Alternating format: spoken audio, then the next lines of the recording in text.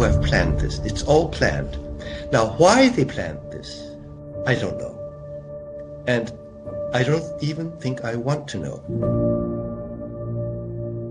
This system is being put in place using lies, and it's being put in place using lies for some purpose, and I believe that purpose is complete totalitarian control.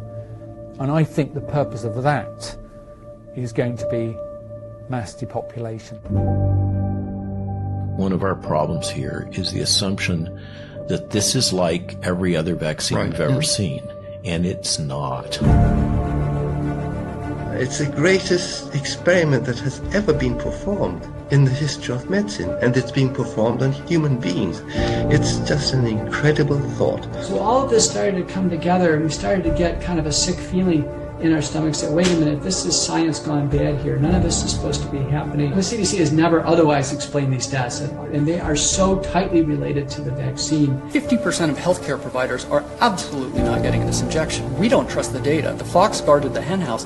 The companies did their own data. There were no independent observer groups. You should disregard all announcements about case rates in your community, because they're completely fraudulent. The very inventor of the PCR test, Nobel Prize winner Kary Mullis, said this test in itself is not a diagnosis. And with PCR, if you do it well, you can find almost anything in anybody. But they said we're being pressured in-house to add COVID to the diagnostic list, when we think it has nothing to do with the actual cause of death.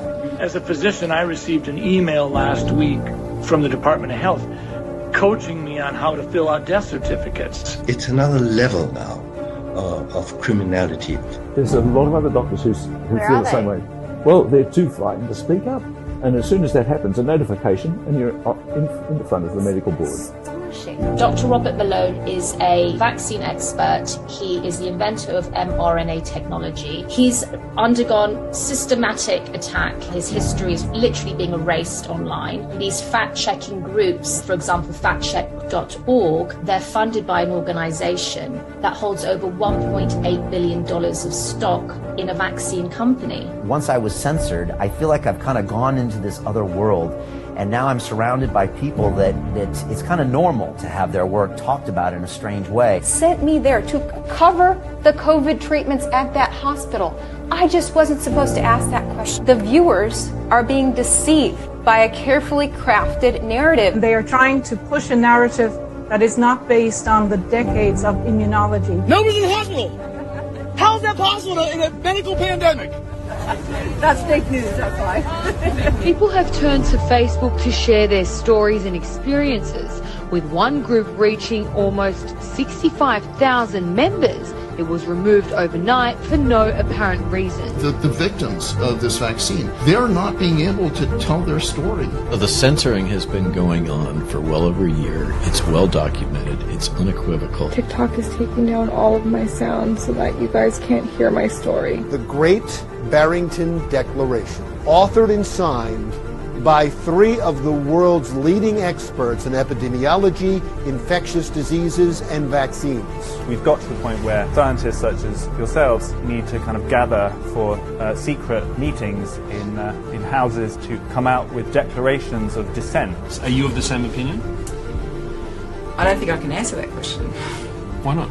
Anyone who speaks out against this line of policy is shut down. I basically have to be in line with the government line. Do you want your physicians and scientists, their voices suppressed? We're polarized right now. We're polarized. And threaten investigation and discipline for any physicians who express any of the negative aspects of any of these interventions, no matter what the evidence says. It's a disgrace! You're not the first doctor I've heard from who maybe got unusual visits from the state or, basically got a lot of pushback.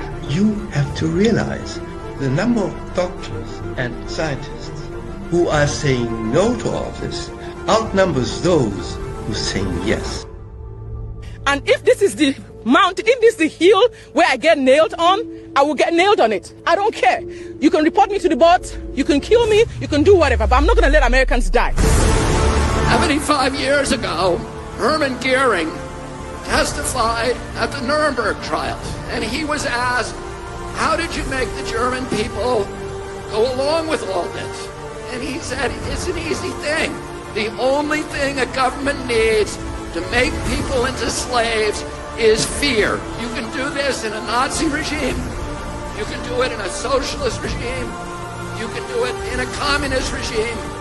You can do it in a monarchy and a democracy. We, the Germans, are asking this question how it happens in the 1930s. And a lot of people are now getting a sense how it happened. We're held hostage to more and more mutations that can be used to manipulate us over and over again and take away our freedoms. We've used these tactics in other countries to manipulate, divide and conquer. Now we're watching our own government, our own military use them against us. Men of our unit and our service believe that we're pointing our weapons in the wrong direction.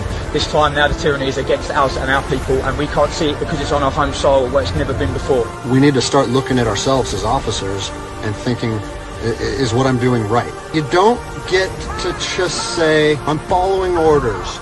And if that costs you your job, so be it. At least you'll be able to look at yourself in the mirror at night. They start enforcing the communist state through the vaccine passport. Please, Australia, do not move to any goalpost. The second you do, they start to build the fascist state. In Australia, people have had it too good for too long, and they see these communist countries and they think there's no way that could happen here. We are the most locked down country in the world. There's over 50,000 people in Massive protest. You know, the media said it was only 3,500 people. What we saw today were 3,500 very selfish bullfits. The mainstream media is never, ever going to be on our side because they are owned and controlled by the very people we are fighting against. They've identified that area as being a really strong area. Strong men, strong morals, strong customs. You are the toughest. You have the strongest family, community connections, religious connections. You guys are unbreakable, and they know that if they target and break you first, it makes it easier for them to break the rest of us. Stand the fuck up. Don't be the reason why our future generations look back and think, where the heck were they? This is the time. There is not going to be another time unless we shake this down.